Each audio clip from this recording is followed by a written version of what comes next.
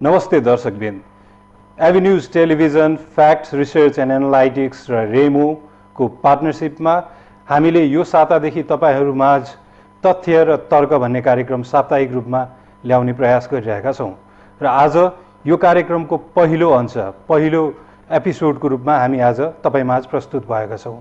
नेपालमा हामीले एउटा अनुभव गरेका कुरा के छ भने हरेक दिन जनताको हरेक दिन व्यक्तिहरूको ओपिनियन चेन्ज हुन सक्छ। उहाँहरूको धारणा अवधारणा अभिमत सबै उहाँहरूको मन्तव्य परिवर्तन हुन सक्छ किनकि भावना परिवर्तनशील हुन्छ।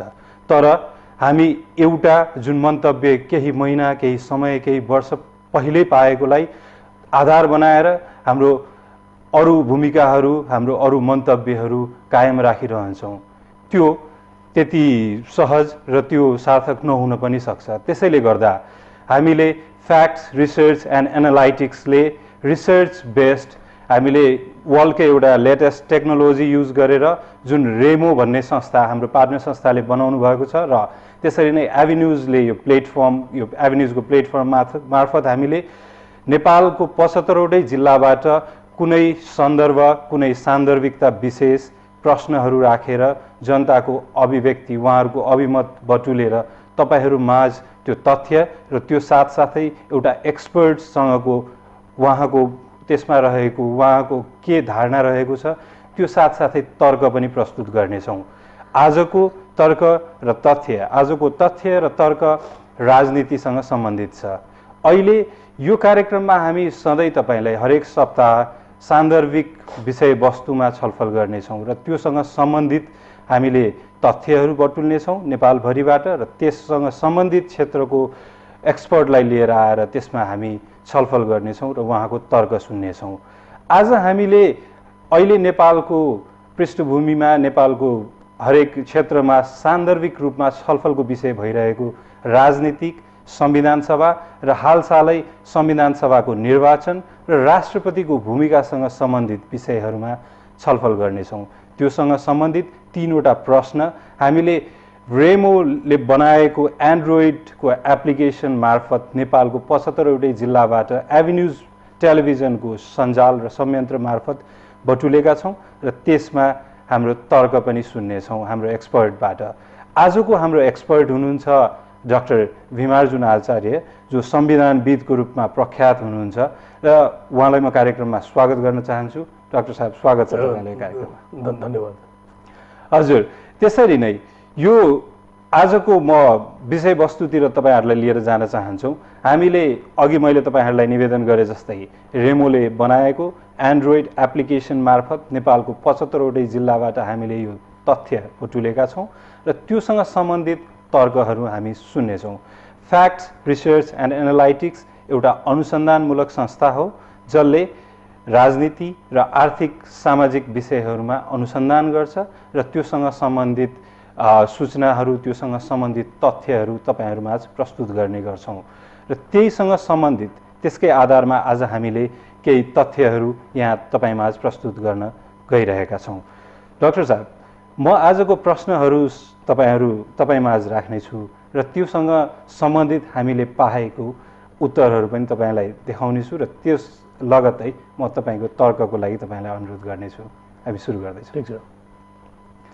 हामीले आजको पहिलो प्रश्न राखेको थिएँ, हालसम्म राष्ट्रपतिको भूमिका कस्तो रहेको पाउनुहुन्छ तपाईँहरू? नेपालमा अहिले राष्ट्रपतिको भूमिकासँग सम्बन्धित निकै धेरै प्रकारका प्रश्नहरू हामीले सुन्ने गरेका छौँ र हामीले 75वटै जिल्लामा यो प्रश्न राखेका थियौँ जुन एभिन्यूज टेलिभिजनको रिपोर्टर्सहरूको संयन्त्र मार्फत हामीले त्योसँग सम्बन्धित उहाँहरूको धारणा के रहेको छ भनेर उहाँहरूको तथ्य हामीले उहाँहरूको अभिमत लिने प्रयास गऱ्यौँ। यसमा हामीले हालसम्म राष्ट्रपतिको भूमिका कस्तो रहेको छ पाउनुहुन्छ भन्ने प्रश्न राख्यौँ र त्यसमा हामीले 3वटा उहाँहरूलाई उत्तरको अल्टरनेट दिएका थियौँ जसमा सन्तुलित असन्तुलित र सामान्य भन्ने 3वटा अप्सन दिएको थियौँ। अब हामीले पाएको उत्तर तपाईँहरूलाई देखाउन गइरहेका छौँ। हालसम्म राष्ट्रपतिको भूमिका कस्तो रहेको पाउनुहुन्छ जसमा सन्तुलितमा सामान्यमा 52%, सन्तुलितमा 35% र असन्तुलितमा 13% हामीले पायौँ। र यो सामान्यमा लगभग 50% भन्दा धेरै छ, 52% छ। सन्तुलित 35% हाम्रो उत्तरदाताहरूले यसलाई सन्तुलित रूपमा हेर्नु भएको रहेछ। त्यसरी नै असन्तुलित वा असन्तुष्टि पनि 13% को देखिन्छ। डाक्टर साहब, यसमा के भन्नुहुन्छ तपाईँको धारणा? नै मलाई लाग्छ यो जुन यहाँले पोलको रिजल्ट लिनुभयो, अब 75 जिल्लाको अब स्याम्पलको मलाई साइज त थाहा भएन, कति उत्तरदातासँग प्रश्नहरू सोधेको थियो, तर जुन खालको यो रेस्पोन्स आयो मेरो विचारमा यो रेस्पोन्स पनि मलाई एक खालको सन्तुलित लाग्छ। किनभने नेपालको सन्दर्भमा पहिलो कुरा त राष्ट्रपति सम्बन्धी व्यवस्था हामीले नेपालमा पहिलोपटक हामीले अनुभव गरे हौँ। अन्तरिम संविधान जारी भइसकेपछि पनि अन्तरिम संविधानको 4औं र 5औं संशोधनले राष्ट्रपतिको व्यवस्था उल्लेख गर्यो। तर एउटा चाहिँ हामी कहाँ अहिले पनि संविधानमा क्लियर कट प्रोभिजन के भएन भने कि कुन मोडेलको एउटा फर्म अफ गभर्मेन्ट हाम्रो अहिलेको अन्तरिम संविधानले अवलम्बन गरेको भन्नेमा के अनक्लियरिटी छ। यद्यपि कतिपय यसका मान्यताहरू, नर्म्सहरू त्यो परम्परागत पार्लियामेन्ट्री फर्म अफ गभर्मेन्टसँग पनि मिल्छ, केही मिल्दैन। उदाहरणको लागि प्रधानमन्त्रीलाई हामीले एक्जिक्युटिभ पावर हामीले दियौँ, राष्ट्रपतिलाई एक प्रकारको आलङ्कारिक बनायौँ, तर कतिपय अवस्थामा राष्ट्रपतिलाई संविधानको पालन गर्ने, संरक्षण गर्ने भनेर हामीले बनायौँ।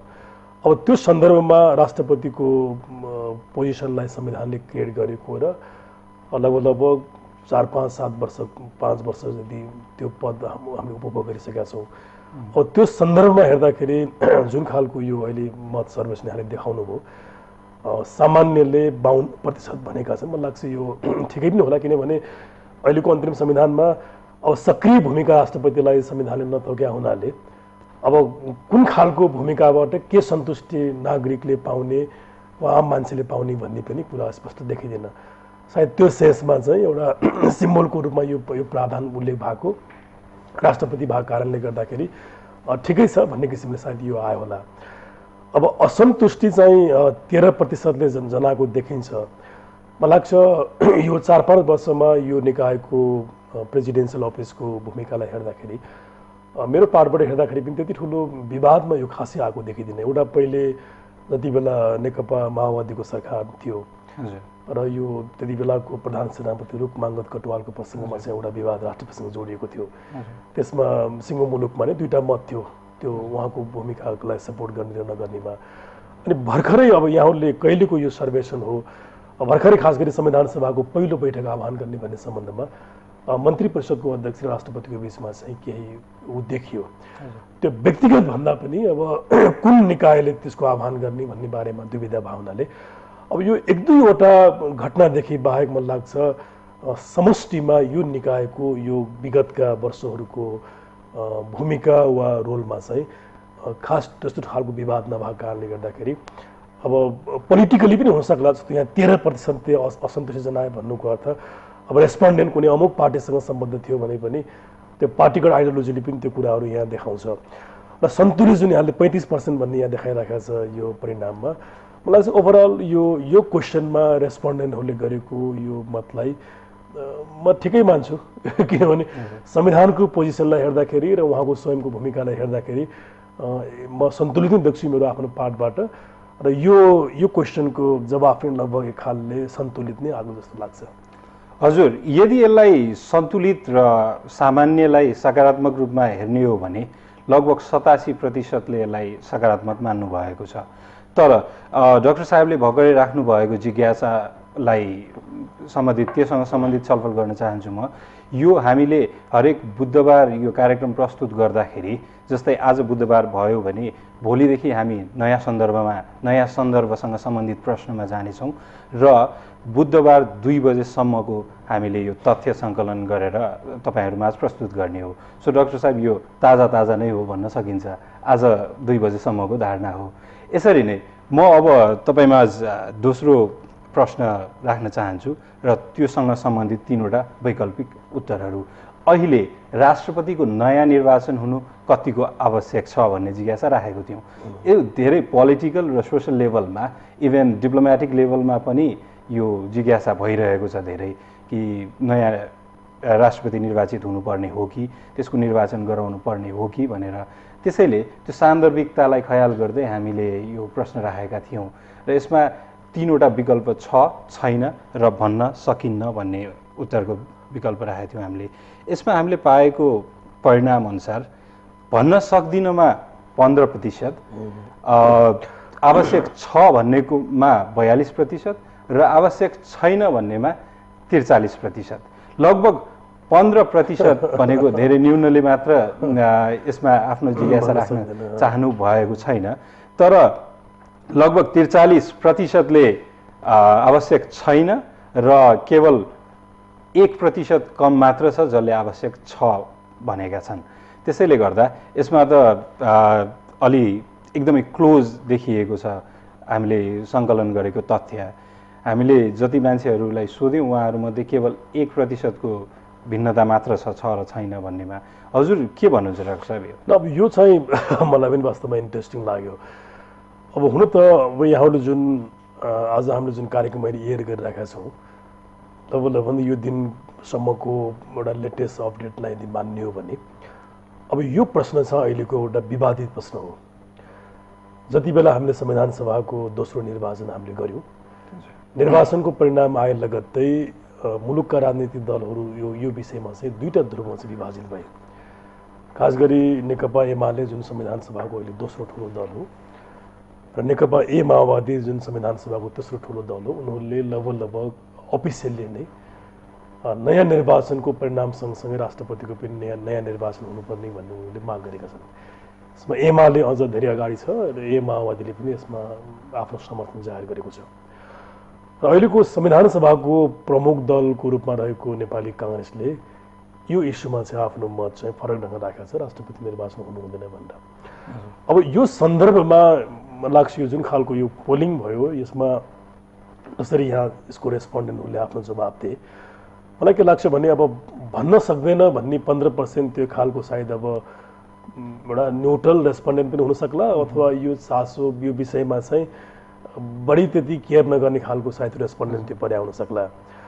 अब तर छ र छैनको बिचको जुन एउटा धेरै 1% को मात्र जुन यहाँ ग्याप देखियो, फरक देखियो रेस्पोन्डेन्टको जवाब, मलाई लाग्छ यो चाहिँ बडो इन्ट्रेस्टिङ हो। यसले के कुरा सङ्केत गर्छ भने कि जसरी अहिले पोलिटिकल्ली यो विषयमा संविधान सभाका शक्तिहरू एकदमै देखिने गरी जसरी विभाजित भएको छन्, यसको पक्ष र विपक्षमा त्यो चिजको प्रभाव चाहिँ आम जनताहरू, आम नागरिकमा पनि परेको रहेछ भन्ने चाहिँ देखिन्छ। अब यद्यपि संविधानको दृष्टिकोणले यहाँले हेर्नुहुन्छ भने संविधानको प्रावधानमा अहिलेको अन्तरिम संविधानको धारा 36 ग मा यहाँले हेर्नु भने नयाँ संविधान सभाबाट नयाँ संविधान प्रारम्भ नभएसम्म राष्ट्रपतिको पदावधि कायम हुने भन्ने हुन्छ। त्यो संवैधानिक कुरा हो त्यो।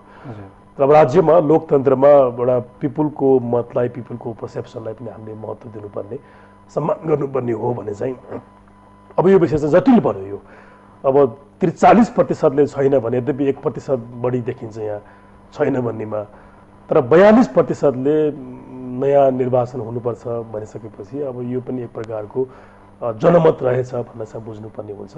र मेरो आफ्नो विश्लेषणमा मलाई हेर्दाखेरि मलाई के लाग्छ भने कि अब कानुन संविधानको प्रावधान के थियो भन्ने सन्दर्भ रेस्पोन्डेन्टले बुझ्नुभन्दा पनि अहिले अघि मैले भने जस्तो जुन पोलिटिकल्ली यो इस्युमा आज दलहरू, नेताहरू विभाजित छन्, सायद त्यसको प्रत्यक्ष प्रभाव चाहिँ यो क्वेसनको रेस्पोन्समा परे जस्तो लाग्यो। यसले पनि देखिन्छ। अब हुनसक्छ अब रेस्पोन्डेन्टहरूको ब्याकग्राउन्ड मलाई थाहा छैन यहाँनिर, कतिपय कम्प्लिटली इन्डिपेन्डेन्ट थियो होला, कतिपय रेस्पोन्डेन्टहरू पोलिटिकल पार्टीसँग पनि सम्बन्ध हुन सक्छन्, वा विभिन्न खालको पृष्ठभूमि हुन सक्छन्। अब जेसुकै भए पनि छैन र छ भन्नेको बिचको जुन खालको 1% यो फरक मत आयो, यसले अहिलेको नेपालको यो विषयको पोलिटिक्सको ग्राउन्ड रियालिटीलाई चाहिँ यसले रिप्रेजेन्ट गरे जस्तो लाग्छ। हजुर, यसरी नै हामीले यो हाम्रो विश्वास के छ भने अनुसन्धानले जुन सम्भावना हुन्छ त्यसको आकलन गर्नको लागि सहज वातावरण बनाइदिन्छ र यथार्थ के हो त्यसको पनि केही अन्दाज हामीलाई अनुमान गर्नको लागि सहज वातावरण बनाइदिन्छ। हाम्रा धेरै राजनीतिक र हाम्रो सामाजिक आर्थिक कुराहरूमा अन्दाजकै भरमा केही तथ्याङ्कहरू, आफूले आकलन गरेका तथ्याङ्कहरूको आधारमा हामीले हाम्रो अभिव्यक्तिहरू भनिरहेका हुन्छौँ। तर त्यो रिसर्च गरेर, त्यो अनुसन्धान गरेर आएका तथ्याङ्कहरू हुन् त भन्ने कुराको सान्दर्भिकता चाहिँ अति आवश्यक छ। त्यसैले गर्दा हामीले फ्याक्ट रिसर्च एन्ड एनालाइटिक्स, रेमो र एभेन्यूज टेलिभिजनको पार्टनरसिपमा यो कार्यक्रम तयार गरेका हौँ र यो साप्ताहिक रूपमा आउने तथ्य र तर्क कार्यक्रममा यस्तै विषयहरूमा तपाईहरूले हामीले तथ्याङ्क सङ्कलन गर्छौँ जुन तपाईँहरूको भोलिदेखि बनाइने अभिव्यक्तिहरूको लागि पनि एउटा आधार हुनसक्छ। जस्तै अहिले राजनीतिक पृष्ठभूमिमा धेरै चर्चाको विषय भइरहेको राष्ट्रपतिको निर्वाचनको आवश्यकता छ कि छैन भन्ने कुरा, त्यहीसँग सम्बन्धित प्रश्न भन्नाले जनमानसमा पनि त्यो कन्फ्युजन रहेछ, त्यो द्वन्द्व रहेछ, यो हुन आवश्यक छ कि छैन भन्ने कुरा। यसमा अब यो भन्न सक्दैन भन्ने 15% चाहिँ अब यो दुवैतिरको यो हुनसक्छ, किनभने उसले त्यो क्वेसनलाई इमिडिएट रेस्पोन्स गर्न नचाहेर पनि हजुर अब यो छ भन्नेको हो वा छैन भन्नेको पनि एउटा त्यसमा पनि एउटा अनुमान गर्न सकिन्छ। अब त्यो 15लाई चाहिँ जोडायो भने अलिकति वेटेज चाहिँ कतातिर जाने हो त्यसले अलि माथि चाहिँ क्लियर पिक्चर देखाउँछ। नभए चाहिँ यो जुन मार्जिन छ यो त भेरी इन्ट्रेस्टिङ। अघि मैले भने जस्तो यो यहीँको प्रभाव नै हो, यो केन्द्रको राजनीतिको प्रभाव जस्तो लाग्यो। हजुर, तर डाक्टर साहब यस्तो किसिमको तथ्याङ्कहरू, यस्तो किसिमको तथ्यहरू हामीले ताजा तथ्यहरू यसरी मिडियामा ल्याउँदाखेरि भोलि गएर योसँग सम्बन्धित क्षेत्रका व्यक्तिहरूलाई आफ्नो अभिव्यक्ति दिँदाखेरि पनि यो कुराहरू रिफरेन्स हुन सक्छ। होइन, सत्य मलाई लाग्छ हामी कहाँ मलाई सम्झना भएअनुसार सायद यस प्रकारको कार्यक्रमहरू तपाईँहरूले यो पहिलोपटक सुरु गरे जस्तो लाग्छ। हजुर, र म पनि सामान्य अनुसन्धान गर्ने, लेख्ने, बोल्ने, विश्लेषण गर्ने मान्छे भएको हुनाले र यो चिज हाम्रो नेपालमा सख्त आवश्यक थियो। किनभने अब ठिक छ, कानुनको, संविधानको एउटा शास्त्रको आधारमा गर्ने विश्लेषण त्यो एउटा हो, त्यो आफ्नो ठाउँमा त्यसको महत्त्व हुन्छ। तर अब ग्राउन्ड रियालिटीमा राष्ट्रको राजनीतिको बारेमा, त्यसको विषयको बारेमा मानिसहरूको पर्सेप्सन के छ भन्ने कुरा त्यो प्राइमेरी डेटाबाट, इन्फर्मेसनबाट त्यो कलेक्सन गर्ने भन्ने मलाई लाग्छ असाध्यै महत्त्वपूर्ण भयो। किनभने अब यो जुन तपाईँले यो प्रश्नमा जुन खालको फाइन्डिङ यहाँ देखाउनु भयो, अब यसले भोलिका दिनमा मैले आफ्नो कुरा लेख्दा विश्लेषण गर्दाखेरि पनि मलाई एउटा बेस हुने भयो। र मैले के भन्ने भयो भनेदेखि अब यो प्रश्नमा सोधिएको उसमा चाहिँ टोटल रेस्पोन्डेन्टमध्ये 43%ले चाहिँ निर्वाचन हुन आवश्यक छैन भने 42ले छ भन्ने त धेरै महत्त्वपूर्ण कुरा छ। र योसँग सम्बन्धित मान्छे भनौँ न, जस्तो स्वयं राष्ट्रपतिज्यूको लागि भयो र अरू पोलिटिकल एक्टर र पोलिटिकल पार्टीको लागि पनि यो जनताको जुन एउटा अभिमत हो वा रेस्पोन्ड गर्नुमा चाहिँ धेरै महत्त्वपूर्ण हुन्छ। यसले स्वयं उहाँहरूले आफ्नो पर्सेप्सन बनाउनुको लागि, धारणा बनाउनलाई पनि यसले काम गर्ने भावनाले मलाई लाग्छ यो धेरै नै उपयोगी, धेरै राम्रो। खालि अब मैले यहाँ भन्ने कुरा के मात्रै हो भने कि अब सर्वेक्षण गर्दाखेरि सम्भव भएसम्म त्यसमा प्रयोग गरिने टुलहरू चाहिँ त्यो एकुरेट हुन्, सही हुन्, बायस नहुन् भन्ने यसमा अपेक्षा गर्न सकिन्छ। नभए त यस प्रकारको यो कार्यक्रम भनौँ, यो प्रस्तुतिले धेरै नै ठुलो मद्दत गर्छ। किनभने यो प्राइमेरी डेटामा आधारित भएको कारणले गर्दाखेरि यसको भ्यालुलाई तपाईँले अन्डरमाइन गर्न मिल्दैन। मैले मेरो पर्सेप्सनलाई चेन्ज गर्नको लागि वा मोडिफाई गर्नको लागि पनि यसले चाहिँ मद्दत गरिराखेको हुन्छ। हामीले प्रस्तुत गर्ने तथ्याङ्कहरूमा हामीले निष्पक्षता कायम राखेका छौँ भन्ने कुरामा हामी हजुरलाई विश्वास दिलाउन चाहन्छौँ। त्यो त हुनै पर्यो, नभए त फेरि यसको क्रेडिबिलिटी माथि प्रश्न आउँछ। त्यो छ। अब डाक्टर साहब तेस्रो प्रश्नमा जाउँ। तेस्रो प्रश्न हामीले सोधेका थियौँ, दोस्रो संविधान सभाको निर्वाचन सफल हुनुको श्रेय कसलाई दिनुहुन्छ? दोस्रो संविधान सभा धेरै चर्चाको विषय रहेको थियो र यसमा संविधान सभाको निर्वाचन हुन्छ कि हुँदैन भन्ने त्यो सम्भावनासँग सम्बन्धित आकलनहरू पनि लगभग निर्वाचनको पूर्व सन्ध्यासम्म गरिरहेको थियो, हामीले पाएका थियौँ। तर दोस्रो संविधान सभाको निर्वाचन सफलतापूर्वक सम्पन्न भए पश्चात र आजदेखि त विधिवत रूपमा संविधान सभा पनि सुरु भइसक्यो, बैठक पनि सुरु भइसक्यो। तर यसको श्रेय कसलाई दिन पर्ने हो? यो निर्वाचन सफलतापूर्वक सम्पन्न हुनुको श्रेय कसलाई दिनुपर्ने हो भनेर हामीले यो प्रश्न सोधेका थियौँ र यो पनि 75वटै जिल्लामा एभेन्यूज टेलिभिजनको संयन्त्र मार्फत जसको कोअर्डिनेसन फ्याक्ट्स रिसर्च एन्ड एनालाइटिक्सले र हामीले युज गरेको सफ्टवेयर एन्ड्रोइड एप्लिकेसन चाहिँ रेमोले डेभलप गरेको थियो। यो प्रश्नमा हामीले दोस्रो संविधान सभाको निर्वाचन सफल हुनुको श्रेय कसलाई दिनुहुन्छ भनेर प्रश्न गरेका थियौँ र हामीले विकल्प राखेका थियौँ उत्तरको लागि राष्ट्रपतिलाई, मन्त्री परिषदको अध्यक्षलाई, राजनीतिक दललाई वा अन्य शक्तिलाई। यसमा हामीले एउटा विकल्प थपेका छौँ, अन्य शक्ति। यो पनि सान्दर्भिकतालाई ध्यानमा राखेर थपेको हो, किनकि यो निर्वाचन अरूको इसारामा अरूको इच्छामा भइरहेको छ भन्ने कुरा धेरै चर्चाको विषय भएको थियो। त्यसैले त्यो चर्चाको विषयलाई पनि हामीले ध्यानमा राखेर अन्य शक्तिलाई भन्ने विकल्प पनि यहाँ राखेका छौँ। अब यसको उत्तरतिर जाउँ। यसमा हामीले दोस्रो संविधान सभाको निर्वाचनको सफल हुनुको श्रेय कसलाई दिनुहुन्छमा राष्ट्रपतिलाई, मन्त्री परिषदको अध्यक्षलाई, राजनीतिक दललाई र अन्य शक्तिलाई विकल्प राख्दाखेरि केवल 7%ले राष्ट्रपतिलाई, 29%ले अन्य शक्तिलाई, 33%ले मन्त्री परिषदको अध्यक्षलाई र 31%ले राजनीतिक दललाई भन्ने उहाँहरूको तथ्य, उहाँहरूको अनुभव वा उहाँहरूको भ्यू हामीलाई दिनुभएको छ। यसरी हेर्दाखेरि केवल 7%को मात्र विश्वास रहेको पाइन्छ कि यो राष्ट्रपतिको कारणले गर्दा सफल भएको हो, उहाँ श्रेय उहाँलाई दिन सकिन्छ भनेर। सबैभन्दा धेरै श्रेय मन्त्री परिषदको अध्यक्षज्यूले पाउनु भएको छ, दोस्रो स्थानमा राजनीतिक दलले, र हामीले राखेको चौथो वैकल्पिक उत्तरमा चाहिँ 29%ले अन्य शक्ति, जुन खुलाइरहनु नपर्ने और नसकिने शक्तिहरू चौथो देखिन्छ। यसमा हजुरको धारणा के छ? हजुर, मलाई वास्तवमा रमाइलो लाग्यो, तर केही मैले आफूले व्यक्त गरेका विचारसँग पनि यो फाइन्डिङ चाहिँ मेल खान्छ कतिको अवस्थामा। जहाँसम्म अब राष्ट्रपतिको भूमिकालाई 7% रेस्पोन्डेन्टले समर्थन गर्नुमा त्यो अन्यथा होइन, किनकि अब यो इलेक्सनमा राष्ट्रपतिको भूमिका सक्रिय रूपमा नहुने भएको कारणले गर्दाखेरि मलाई लाग्छ त्यो अभिमतलाई अन्यथा भन्न सक्ने अवस्था देखिँदैन यहाँनिर। अब मन्त्री परिषदको अध्यक्षलाई 33% मत दिएको छ, त्यो किनभने एउटा नेपालीहरू, खास गरी आम नेपालीहरूको यहाँले टेम्परामेन्टहरू हेर्नु हो भने त्यो इमोसनल देखिन्छ। अहिले अब मानिसहरूलाई चाहिँ उहाँकै कारणले गर्दाखेरि निर्वाचन भयो भन्ने खालको एउटा म्यासेज गएको कारणले गर्दाखेरि सायद बढी मत चाहिँ यसमा आएको होला। यद्यपि मलाई मेरो पार्टमा यहाँले सोध्नुहुन्छ भने डेफिनेटली यसमा चेयरपर्सनको वा मन्त्री परिषदको अध्यक्षको भूमिका नहुने भन्ने कुरा त भएन, तर त्यो एउटा कलेक्टिभ काम थियो वास्तव निर्वाचनमा। त्यसको उहाँका अरू सदस्यहरू, क्याबिनेटका, त्यसको भूमिका महत्त्वपूर्ण थियो। निर्वाचन आयोग, अब अहिले यहाँले हेर्नु निर्वाचन आयोगको अत्यन्त ठुलो भूमिका थियो। अब यहाँ क्वेसनको अप्सनमा यहाँ त्यो दिएको छैन। नेपालले त्यो एक्जिक्युटिभ लिडरसिप रूपमा मन्त्री परिषदलाई राखेपछि उहाँको अन्तर्गत नै आउँछ त्यो श्रेय भन्ने। तर अलिकति त्यो फरक कुरा वास्तवमा, किनभने मन्त्री परिषद भन्नु र निर्वाचन आयोग भन्नु नितान्त फरक कुराहरू हो।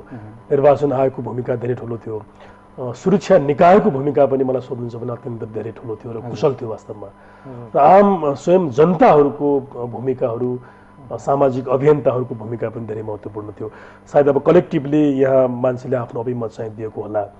अब राजनीतिक दलको पार्टमा यहाँले हेर्नुहुन्छ भने मलाई लाग्छ 31% जुन मान्छेले अभिमत दिए, यो चाहिँ त्यति म यसलाई सपोर्ट गर्दैन। यद्यपि यो अभिमत आफ्नो ठाउँमा सम्मान गर्नुपर्ने भए तापनि, किनभने अहिलेको इलेक्सनमा यहाँले हेर्नु हो भने धेरै अन्तिम समयसम्म पनि दलहरूका यसमा आफ्ना आफ्ना खालका बुझाहरू थिए। निर्वाचनको बारेमा हुने नहुने भन्ने खालका आशंकाहरू पनि थिए। अब कुन कारणले यो निर्वाचनमा दलहरू सहभागी भए भन्ने यसका थुप्रै राजनीतिक कारणहरू छन्। त्यसैले त्यो निर्वाचनमा उनीहरू सहभागी हुनु एउटा कुरा हो, तर निर्वाचनलाई सफल बनाउनको लागि उनले गरेको कन्ट्रिब्युसन त्यो बेग्लै कुरा हो। त्यसैले कन्ट्रिब्युसनको हिसाबले यहाँले राष्ट्रतिर हेर्नुहुन्छ भने त निर्वाचन आयोग, सुरक्षा निकायहरू, निर्वाचनमा खटिएका कर्मचारीहरू र आम जनताहरू नै हो वास्तवमा। त्यो हिसाबले हेर्दाखेरि जुन 31% मत चाहिँ यो राजनीतिक दललाई दिएको छ, अब यो मतमा चाहिँ ऊ देखिन्छ।